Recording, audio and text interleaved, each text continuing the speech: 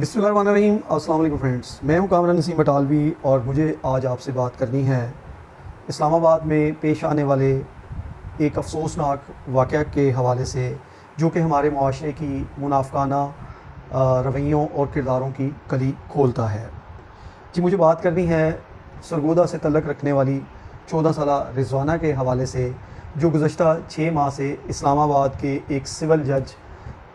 جن کا نام عاصم حفیظ ہے، اس کے گھر پر ملازمت کر رہی تھی اور اس کے گھر کا کام کاج کرتی تھی۔ لیکن اس 6 ماہ کے دوران اس کے ساتھ رکھا جانے والا سلوک، جو کہ وحشیانہ بھی ہے، جو کہ پرتشدد بھی ہے، اور جو کہ انسانی حقوق کی خلاف ورزی بھی ہے، وہ اگر اس کو دیکھا جائے تو انسانی دل جو ہے وہ خون کے آنسر ہوتا ہے کہ ہم کس معاشرے میں رہائش پذیر ہیں، یا ہم کس معاشرے کا حصہ ہیں جہاں پر ایک منصف جو ہے اس کا گھر ہی انصاف سے عاری ہے۔ پہلے میں اس بچی کی جو ہے پیش آنے والے واقعہ کے حوالے سے بتا دوں کہ 6 ماہ سے یہ بچی رضوانہ اس سول جج کے گھر کام کر رہی تھی، اور جب کافی عرصے بعد اس کے والدین اسے ملنے اسلام آباد اس جج کے گھر آئے تو انہوں نے اپنی اس بچی کو ایک کمرے میں جو ہے وہ مفلوج حالت میں پایا، اور جب دیکھا کہ اس کی حالت انتہائی جو ہے وہ سیریس ہے اور قابل رحم ہے، تو وہ انہوں نے کچھ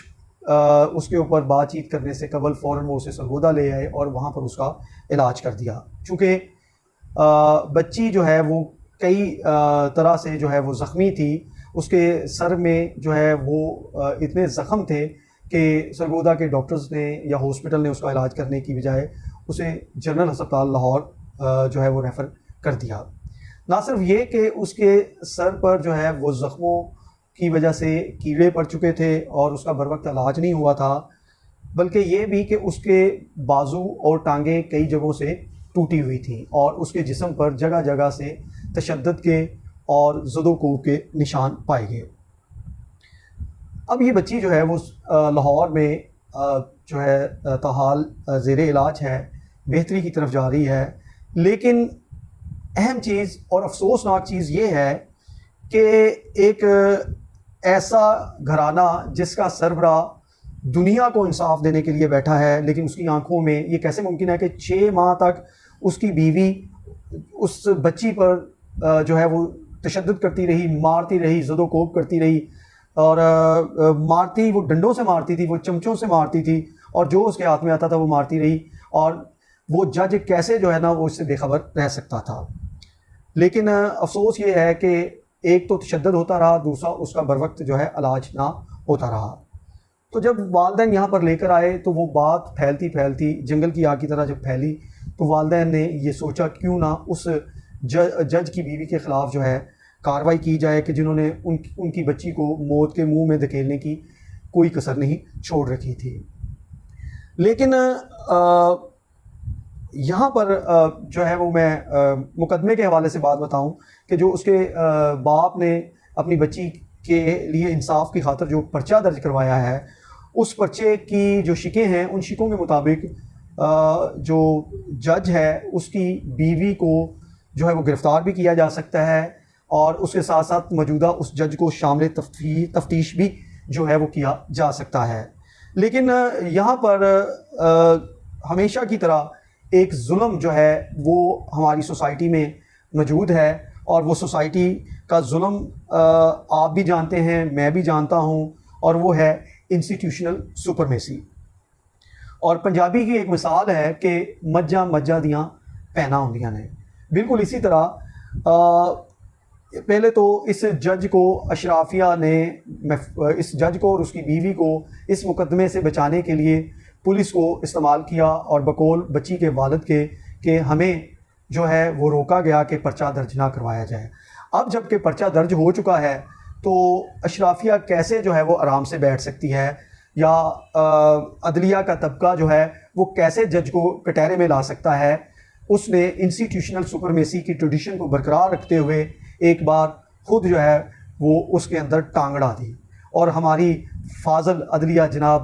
لاہور کے جو ہائی کورٹ کے ایک جسٹس ہیں، انہوں نے خیر سے سرگودا پولیس کو بلکہ اسلام آباد پولیس کو منع کر دیا ہے کہ وہ جج کی بیوی کو گرفتار مت کریں اور نہ ہی جج کو زیر تفتیش لائیں۔ تو ظلم، اس سے بڑھ کر ظلم کیا ہو سکتا ہے کہ آپ جن لوگوں سے انصاف کے طلبگار ہوں وہی آپ کے انصاف کے قاتل بن جائیں۔ تو پاکستان میں یہی المیہ رہا ہے، جب کبھی بھی اس طرح کا واقعہ وقوع پذیر ہوتا ہے تو انسٹیٹیوشنل سپرمیسی اور جو ایک طبقہ ہوتا ہے وہ بچانے کے لیے میدان میں اتر آتا ہے۔ تو وہ بھی کہا جاتا نا، آپ نے سنا ہے کہ جن پر تکیہ تھا وہی پتے ہوا دینے لگے۔ اب وہ مظلوم رضوانہ جس کے ساتھ جو ہے وہ اتنی بربریت کی گئی کہ نہ صرف وہ جسمانی بلکہ وہ ذہنی معذور بھی بن چکی ہوئی ہے اور نفسیاتی طور پر وہ اس وقت شوق میں ہے۔ لیکن افسوس یہ ہے کہ ہمارا جو ایک نظام ہے جہاں پر انصاف کی امید اگر کہیں سے لگائی جاتی ہے تو وہ عدالت ہے، لیکن عدالت ہی جب انصاف پر شب خون مارنے لگ جائے تو ہم انصاف کس سے لے سکتے ہیں؟ یہاں پر ایک منافقت یہ آپ کو نظر آئے گی کہ اس واقعہ میں اگر کوئی عام شہری ملوث ہوتا تو اب تک عدالت سو موٹو نوٹس بھی لے چکی ہوتی اور اس کو اس کا پورا خاندان بھی گرفتار ہو چکا ہوتا، بلکہ خاندان کے علاوہ بھی کوئی اور اس کے جو ملنے جلنے والے ہوتے شاید وہ بھی گرفتار ہو چکے ہوتے ہیں۔ لیکن یہاں پر چونکہ ایک جج صاحب انوالو ہیں، اس کی بیوی جو ہے ایک ہٹلر نما بیوی اس کی انوالو ہے، تو یہاں پر کیسے ممکن ہے کہ عدالت جو ہے اپنے پیٹی بھائی کے لیے جو نا وہ اس طرح کا قدم اٹھائے، بلکہ وہ تو اس کی محافظ بن گئی یہ کہتے ہوئے کہ بھئی اس کے خلاف پرچہ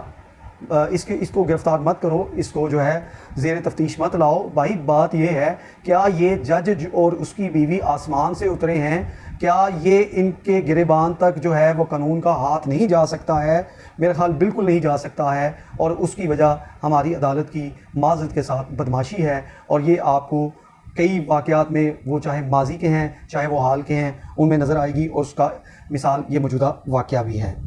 لیکن مسئلہ صرف یہ نہیں ہے کہ اس ایک جج کے واقعے کا یا ایک جج کے گھر کے اندر پرتشدد واقعے کا،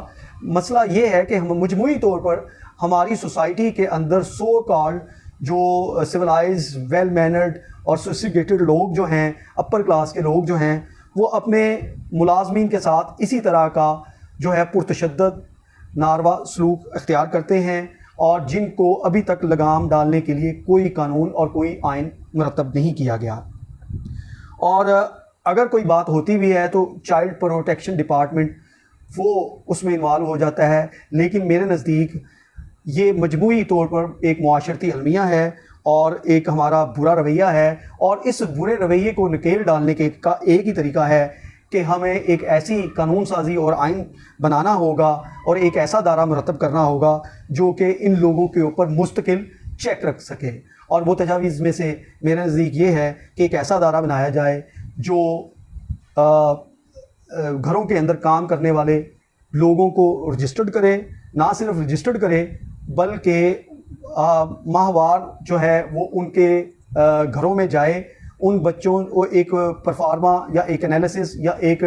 جو ہے وہ منتھلی جو ہے ان کا جائزہ لے، اور اس فارم کے اندر اس کی منتھلی جو ہے بچے کے یا جو ملازم ہے چاہے وہ بڑا ہے یا چھوٹا ہے اس کا جو ہے ڈیٹا اکٹھا کریں، جس سے یہ پتہ چل سکے کہ اس بچے کے ساتھ مجموعی طور پر گھر والوں کا رویہ کیا ہے۔ لیکن یہ چیز بھی زیادہ اہم نہیں ہے، اہم چیز یہ ہے کہ آیا نوبت ہی کیوں آتی ہے کہ وہ معاشرہ جس کے 2.5 کروڑ سے زیادہ بچے اسکولوں تک نہیں پہنچتے، اور ان میں سے بیشتر بچے جو ہے وہ چھوٹی عمروں میں جو ہے وہ نوکر بن جاتے ہیں، ملازم بن جاتے ہیں، وہ بچے جو ہے وہ تعلیم حاصل کیوں نہیں کرتے؟ وہ ان لوگوں کے گھروں میں نوکریاں کیوں کرتے ہیں؟ میرے خیال میں اس سے بڑھ کر سب سے بڑھ کر یہ چیز ہونی چاہیے کہ گھروں میں چھوٹی عمر کے بچوں کی ملازمت کے لیے پورے پاکستان میں پابندی عائد کر دینی چاہیے، اور 18 سال سے اوپر کی عمر کے بچے اور بچیوں کو صرف ملازمت دی جائے، اور اس کے لیے بھی ایک ادارہ بنایا جائے، اور وہ ادارہ نام رجسٹرڈ کرنے کے بعد ماہانہ ان کا جائزہ لے, جائزہ رپورٹ تیار کرے, اور اس کے بعد جو ہے وہ ہم جو ہیں معاشرے میں بہتری لانے کا جو ہے وہ سوچ سکتے ہیں, نہ کہ اس طرح کے کیسز کے بعد عدالتوں کی طرف رجوع کرنے سے, نہ کہ جو ہے وہ پولیس کی طرف دیکھنے سے, نہ کہ جو ہے وہ شور و غوغا کرنے سے یا شور شرابہ ڈالنے سے. تو آج کی بات یہی ہے کہ ہمیں اس طرح کے, ایک تو موجودہ جو جج ہے اور اس کی بیوی کے خلاف تادیبی کارروائی, سخت تادیبی کارروائی کر کے جو ہے انہیں کیفے کردار تک پہنچانا چاہیے, اور اسے جج کو جو ہے ملازمت سے برخاست کرنا چاہیے, اور اس کے ساتھ ساتھ یہ آئین سازی کرنی چاہیے کہ ہماری چھوٹی عمر کا بچہ, کم سے کم 18 سال سے چھوٹی عمر کا بچہ کسی بھی گھر میں ملازمت نہ کر سکے. آج کا اتنا ہی پیغام, بہت شکریہ, السلام علیکم.